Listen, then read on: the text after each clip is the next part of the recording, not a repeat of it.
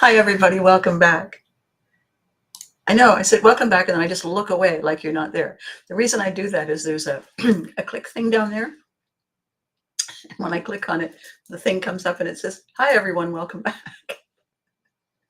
So here we are. And boy, do we have news that is just so awesome.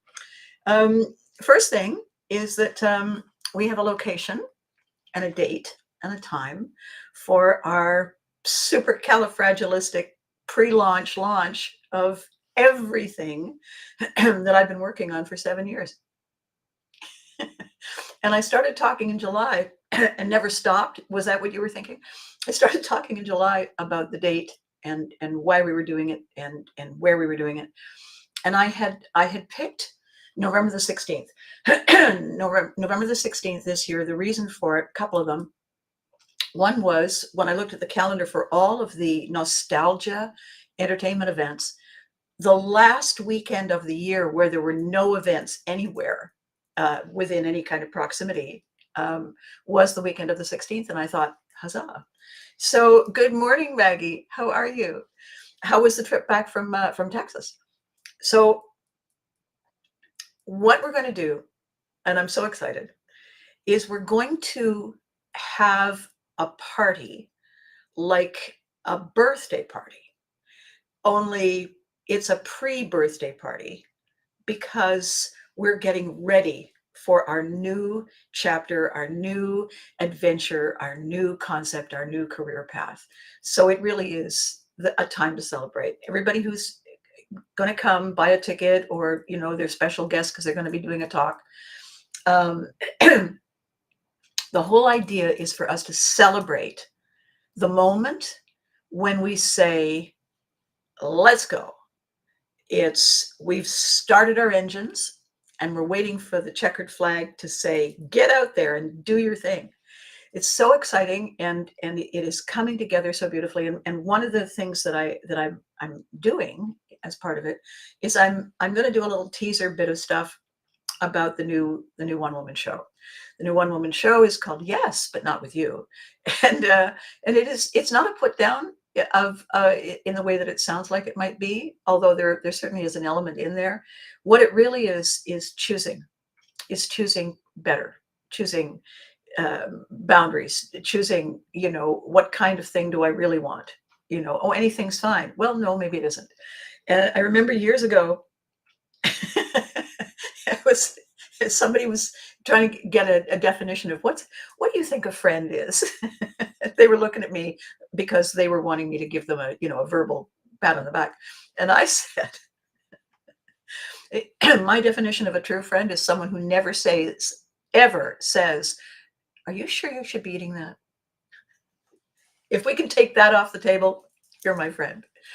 And so long ago in the distant past, that was kind of the benchmark of my humor, that I would look at people and I would think, do you have any idea what that looks like from the back? And then sometimes I would accidentally say it, and people would laugh and laugh and laugh. So I decided that if I was going to come back and I was going to do a different and important new direction in my career, I was going to lean in with humor, lean in with a way to give everyone a blink-worthy pause, laugh, get rid of all of the stuff, lose that cortisol, because the next thing that we say together is covered all over in how great it feels to laugh like that, right?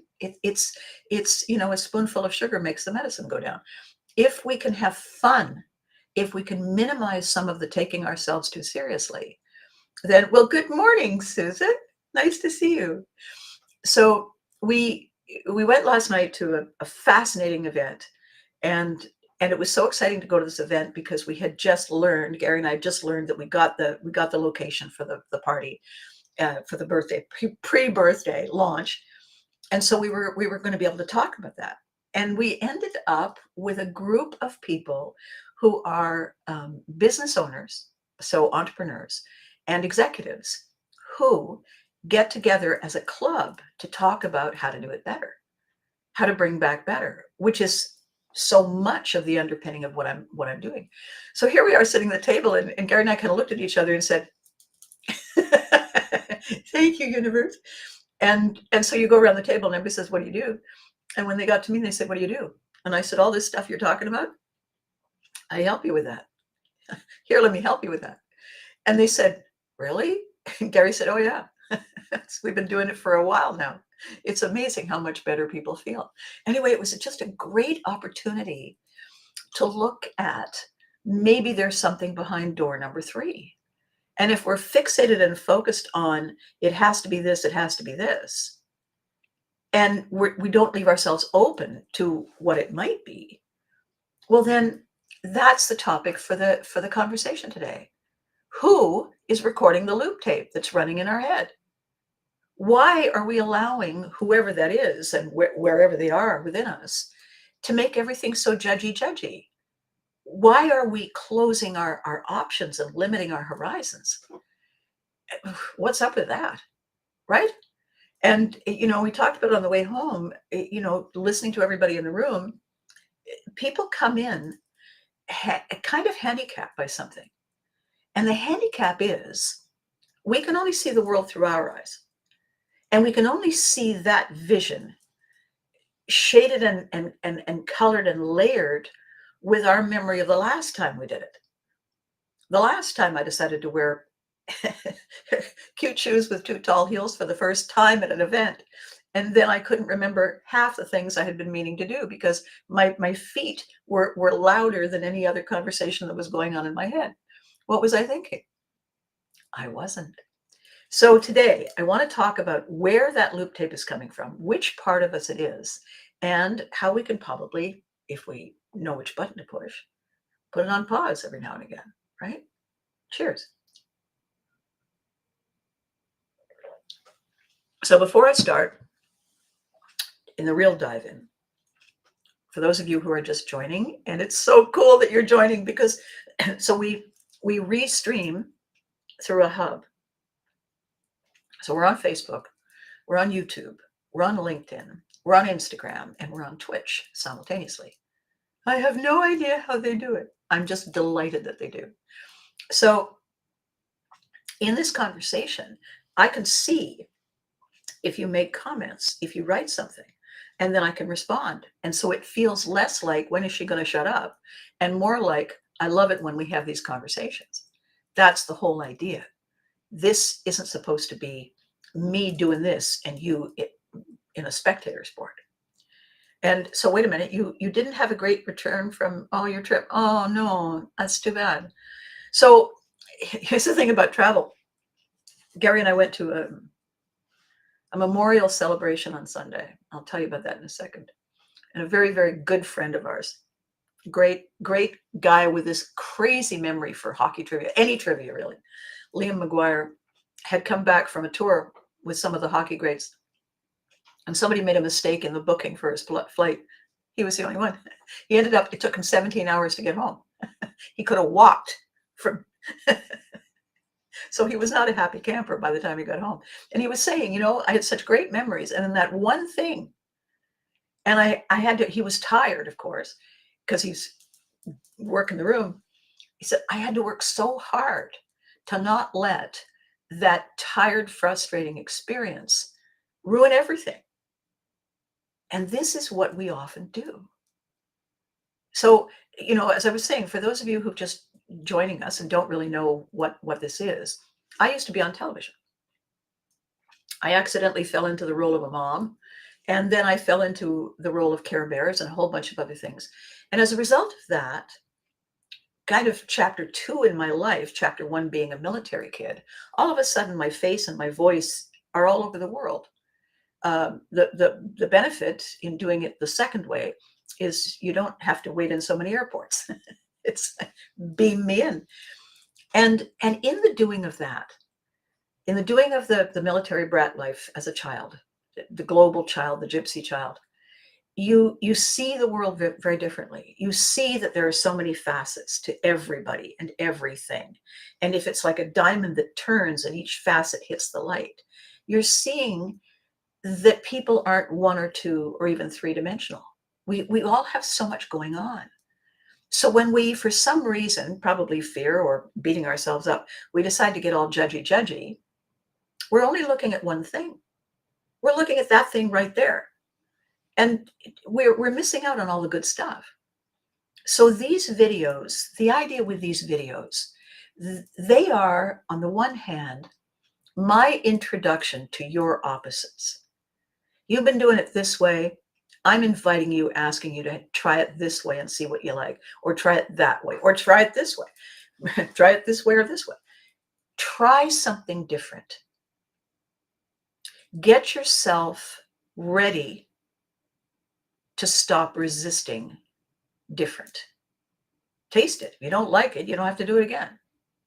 But you don't want to go through life saying it's different, I don't want to try it, because it might be the best thing and you'd never know. So in the conversation, who is recording the loop tape? Who is saying, oh, this is going to be terrible? I can't think why I come to these parties. Dance? Well, I'd love to waltz with you. I'd love to be in a midnight fire at sea. That doesn't help. That doesn't help being in the moment and being open to opportunity. It doesn't help to say, yes, I'm here and I'd like to get input and advice, and then proceed to reject everything everybody says because you've got this control fixation that it has to be your way.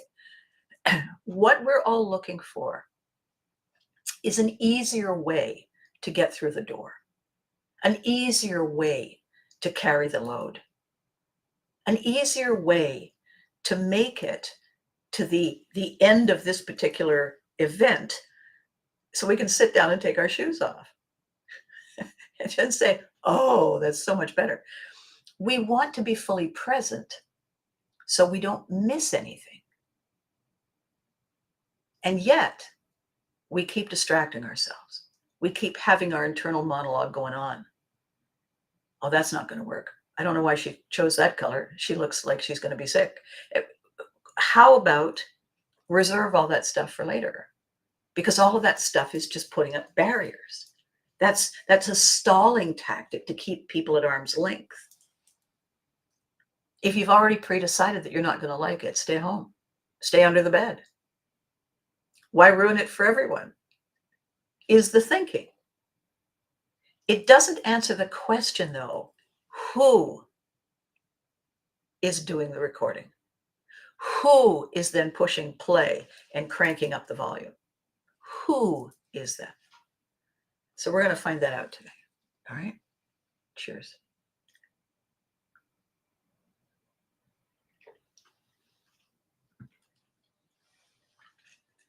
Susan and I were talking a few days ago about next chapters in the services we provide as a small business, whether it's a product, a service, whether it's some kind of resetting or advice or practical magic, whatever it is.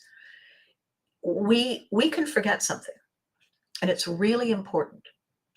The thing we can forget is that change is constant. It's always happening. Incrementally, things are always changing. You know, when you look at the clock and you say, oh, it's 11:11. No, it's 11:12. No, it's 11:13. It's constantly changing. When you manage to see the time at 11:11, you think, ooh, cool. Whatever that means, cool. If everything is changing, if the sun is moving, it appears to be moving across the sky, it's actually us, right? The sun appears to be moving across the sky, and as that phenomenon takes place, the shadow that is created, the sun is here and a tree is here, then there's going to be a shadow where the tree blocked out the sun, and so there's a stripe of shadow. Well, as the sun appears to move, so does the shadow, so does the shade. So if we are the shade itself, then as the sun appears to move and changes the angle we see, so do we. And so the idea is, we can resist, or we can choose to own the changes that change us. Bring 2 pairs of sunglasses, one for when it's bright, one for when the shadow moves. We can own the changes that change us. We don't have to be held hostage to change simply because we resist it. It's futile, futile to resist. It's futile to resist change because change is all the time, all the time. And if you stamp your little foot and you fold your little arms and say, I'm not going to allow it. Okay, get back to me later and tell me how that worked. If you don't want to change, the interesting problem is, it's not that you stay the same. You don't stay the same. Because everything we are is beside something. If they change, if they move forward, you're not where you were compared to them. You've moved back. You've missed the boat. You've missed the bus. Everybody is talking, it appears to be, it feels like everybody is talking today about the rapid and what feels like sudden changes, advances, discoveries with the use of artificial intelligent tools and technology. And everybody's talking about it all the time because it is the next new now wow. And for a lot of people, it's scary. It doesn't scare me, not because I'm brave and bold and I have a grasp on this. It's because I don't. I don't have, I'm not brave and bold. I don't have a grasp on it. Every video, something happens and I have no idea why. And this is video number 405. And it's not really ever the same exact thing that goes off every time. So am I fascinated? Kind of a little bit. Yeah. When it happens, I'm going, oh, that's different. And then I carry on because I only have a limited amount of your time and I want to be here with you, right? So the thing about, for instance, artificial intelligence is we can't imagine how it's going to be. And we can't imagine how we're going to find the time to get gooder at it. First, you have to learn, then you have to practice. We already managed to fill up every 24-hour day. We don't got time left over that we can carry forward. So if we feel busy, if we feel that there's no time, then we have something to complain about.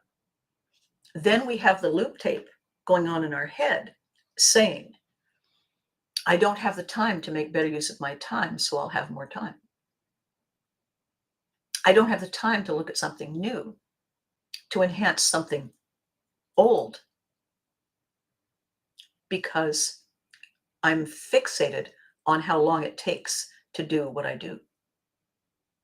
That's resistance. That's big time resistance. And when we were leaving the event last night, and somebody said about change and resistance, because they were listening when I was doing my little bit, and she said, "What's the difference between resistance and readiness?" And I said, "Oh, that's a great question.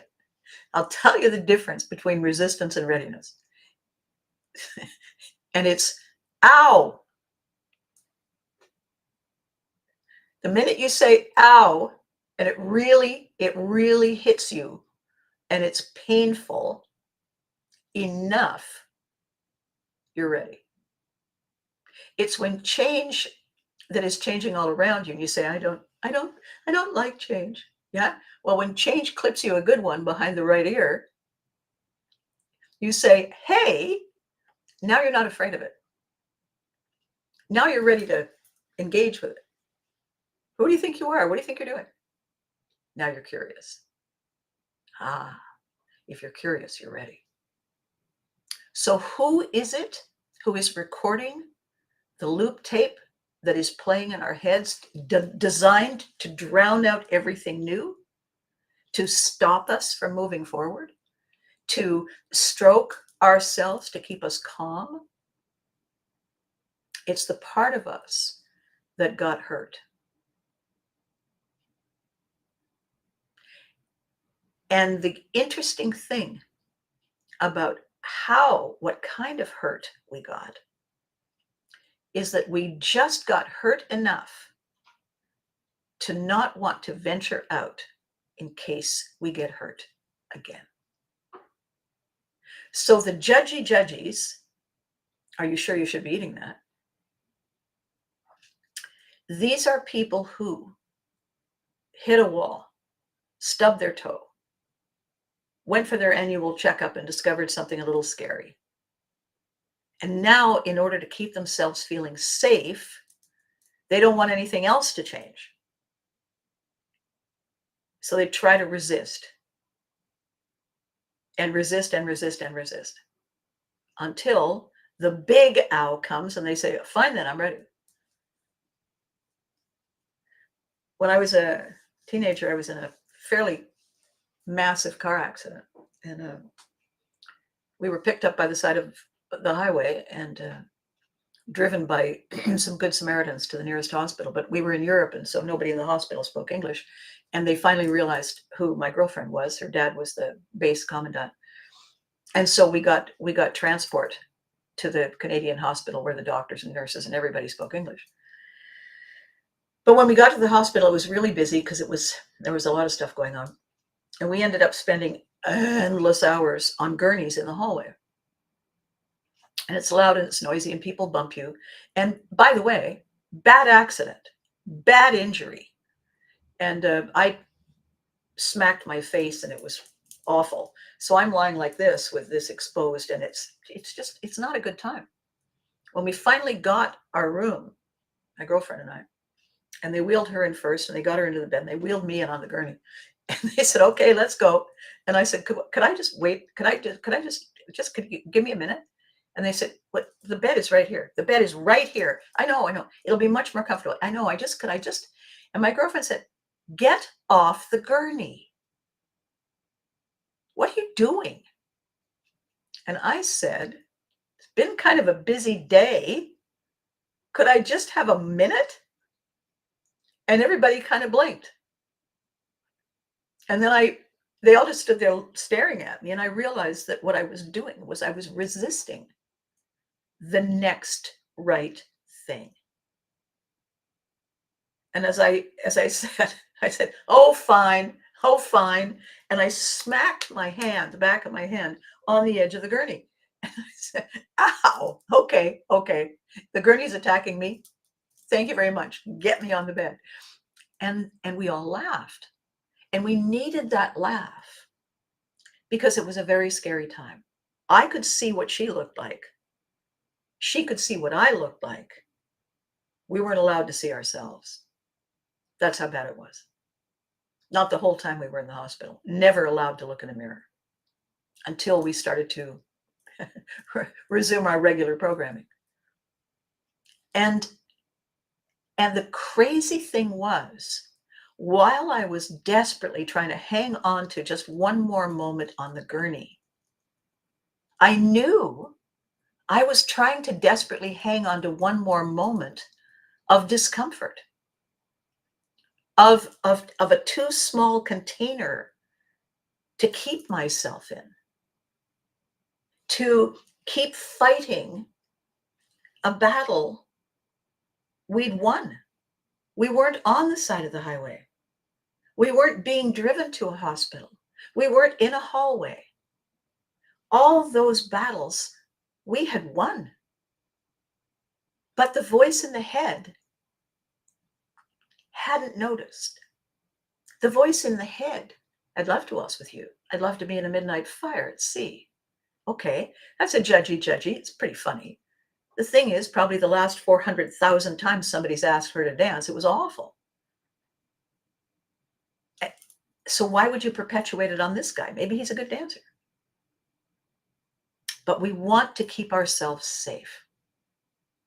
And there, my lovelies, is the answer.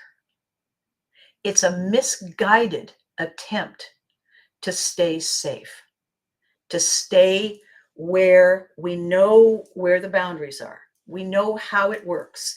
We may not like it. It may be really uncomfortable, really negative, really difficult. Hi, Frank. Hi, Freddie. Sorry about that, guys. Here I am nannering away, and you got your stuff. Everything about our desire to be safe, to be seen and heard and valued by the people who have the power and the ability to keep us safe. That's our craving. That's our goal. If the people who are supposed to keep us safe actually have no idea how to do that, and nothing keeps us safe unless we make our own plans and our own strategies. Well, if we don't have somebody big and strong looking after us, you want to bet we're going to fight hard. We're going to fight for the right to party, no matter how much it hurts us, because it's familiar, it distracts us, and we feel safe. So the decision maker in here isn't meaning to hurt us. Its intention is to be okay. Its intention is to keep us where we've always been. If it ain't broke, except that it is broke, except that it isn't growing, it isn't allowing us to change, it isn't allowing us to evolve. It's keeping us stuck. And we will resist the opportunity to say thank you, have a nice day, right up until the moment when the little voice in our head says, ow. And the little voice in our head realizes it might have been safe once, but it's not safe now. The next step, the next decision is a challenge, because it's, are you ready? And how the hell do we know? We've never been ready. We have no idea what it is. So my hack for that, there's a couple of them. One is what, when we were in this group last night, we were talking about how to figure out what it is people want, whether we're giving them the wrong thing, and if we're facing the wrong way and we're focused on us when it should be them because they're the buyer. And we went around and had everybody's opinions. And when it got to me, I said, I like to use the question, do you know the Witham song? And somebody said, what's the Witham song? And I said, well, Witham is an acronym, right? The letters stand for what's in it for me. And everybody said, oh, yeah. I said, because we all ask that. That's what the little voice is that's keeping us stuck. What's in it for me? I know where I am. It may be a tight fit, but at least I know where I am. Is it uncomfortable? Yeah, it's not as comfortable as it used to be. And then one day you say, ow, and now it's not as safe as I thought it was. Now I'm ready-ish. So that's the what's in it for me. I stay until it's too painful. I stay until I'm ready. I stay until something happens, and all of a sudden, the little voice in my head says, what's that over there? What are they doing? What are they having? And then looks at what it's got and says, that's readiness. And they were laughing because it's exactly true. Everybody all the time. Am I going to pull into the passing lane? What's in it for me? Look in the rearview mirror. There's a transport truck. I'll tell you what's in it for me if I pull into the passing lane. I'll do it in a minute. We are all recalibrating the what's in it for me. And we're recalibrating it all the time because change is changing. Here's what we forget.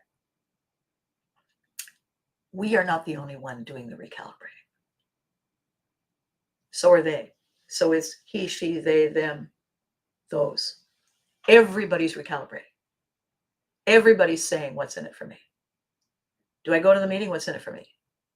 If I stay, what's in it for me? If I change out of my sweatpants, what's in it for me? That is the underlying question by which we are judging the next thing we do. And a lot of the answer is based on, is it safe? Is it familiar? Does it keep me from doing something new? Does it hold me hostage? Am I ready to see what it's like to feel free? And every single person makes that decision by their own set of values and their own timing and their own discomfort and their own concern. And you can't persuade people any other way. They're ready or they're not. They are thinking about being ready. Awesome. Are they ready yet? No. How do you know? They say, I should. Oh, I know, I should this. They're not ready. Well, that's a lot of money. Not ready. Conversation last night. One of the wonderful people at our table is a travel agent with a very, very specific, unique kind of travel experience. And they said, it's a luxury item. It isn't a necessity. It's a hard sell. And one of the other people said, well, I don't know about anybody else here, but for me, travel is a necessity. It feeds my soul. I crave that experience regularly. I make it a priority. He said, I've got friends, they live in a modest home, they live in a modest community, they have predictable lives.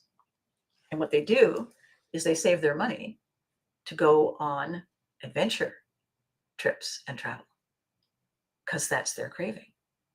For them, it's a necessity. And this person said, oh, I never thought of it that way. And he said, the thing is, you're the one selling it. You're not the one buying. You're selling it based on your values. You need to be thinking about someone like me or that couple that I know and sell to their values. What's in it for me in this moment here is not what's in it for the person sitting 10 feet away or across the room. We don't want to go and change our diet. We don't want to go to the gym and get our body in better shape. We resist it because, I'm busy, really? And it's not that bad. And then something happens and we're sitting for 17 hours in an airport or 17 hours in a hospital. And all of a sudden we're ready. Just like that. What's in it for me? Not another 17 hours. Not another scary diagnosis, probably at the end of the 17-hour wait. All I have to do incrementally is add a few minutes to my day in order to prevent that 17 hours. Where do I sign? So the person running the loop tape, holding us hostage, is us. It's not that we don't want ourselves to be happy. It's that we don't want ourselves to be hurt again. Because we've been hurt and we didn't like it. It scared us, made us feel alone. So we don't want that to happen again. So let's limit the options for that to happen again. Which is all well and fine, except that means that we're walking around with baggage that says, that hurt me. And we're putting that baggage in between us and every new opportunity on the off chance that every new opportunity is going to turn out to be that. Well, then why not stay home, stay under the bed? Why live a shadow existence when the sun is shining? Well, just in case something happens. Newsflash, something happens every second. It's called the moment. And we forget that.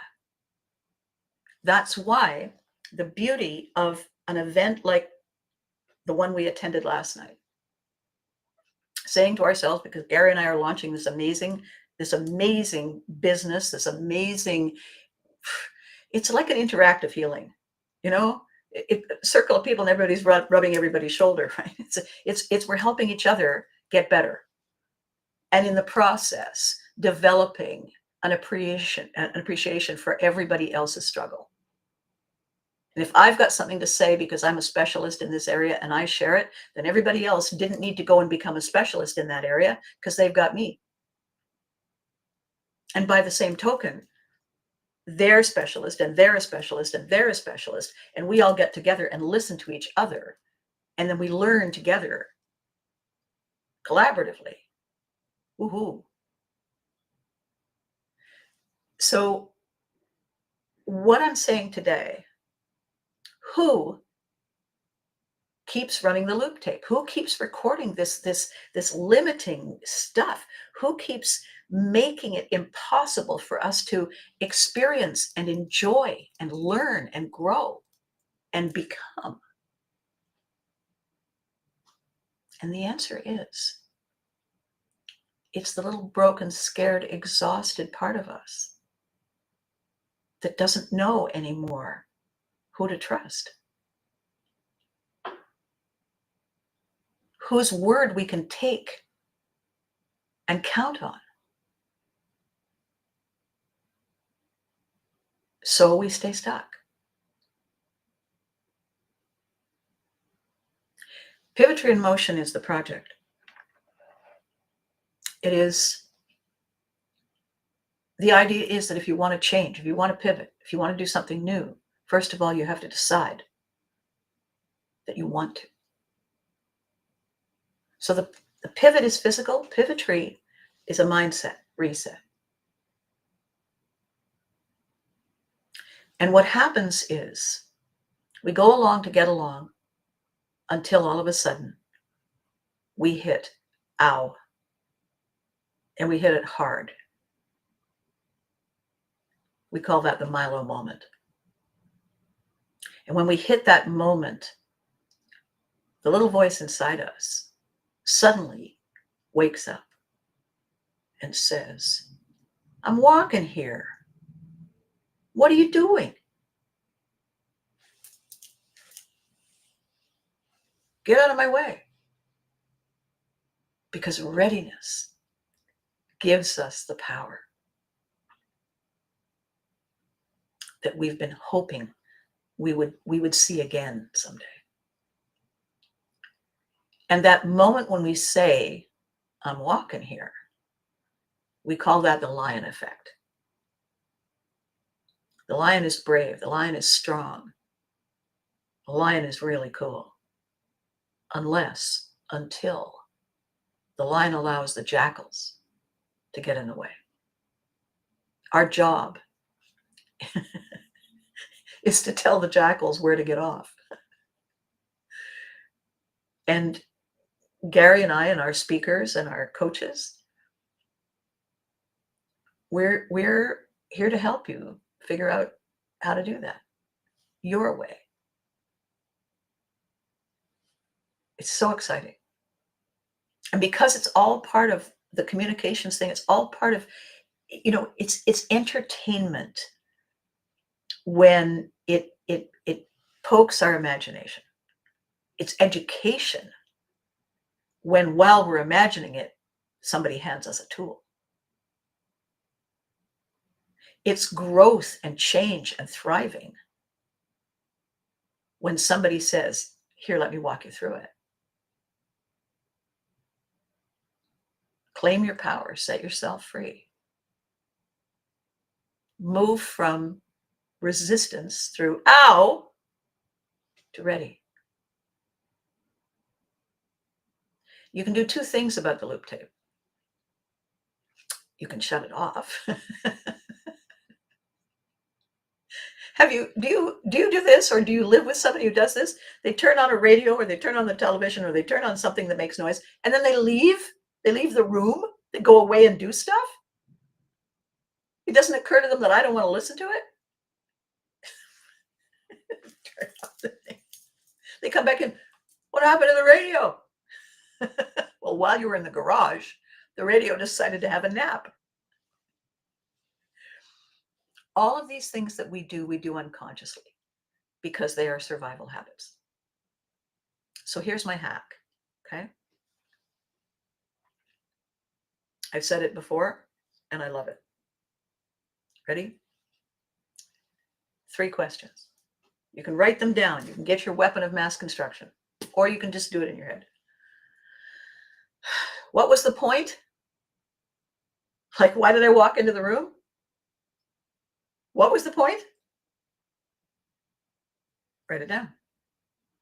What is the point now? May not be the same as it was before. What was the point? What is the point? 3rd question. Now what? If the point in the beginning was to keep us safe, now, however, it's holding us back. We're not safe. We're stuck. Now what? Everybody is stuck. Everybody is concerned. Everybody's confused. Everybody's wondering if they can see the flaws in me when I turn my back. Everybody wonders if they're enough. The point is, everyone wonders these things. Everyone. If we could hear people's thoughts, dear God, can you imagine? If we could hear people's thoughts firing like fireflies constantly, we would hear little voices constantly saying, what's in it for me? What's in it for me? At every crossroads, left or right, straight ahead. What's in it for me? Either way. Go, stop, slow, fast. Yes, no. At the moment of decision, the little voice says, what's in it for me? My 3 questions basically are, what was in it for me? What is in it for me? Now what? And you know what? When you say now what, it's the first step to ready. It's the first step to set yourself free.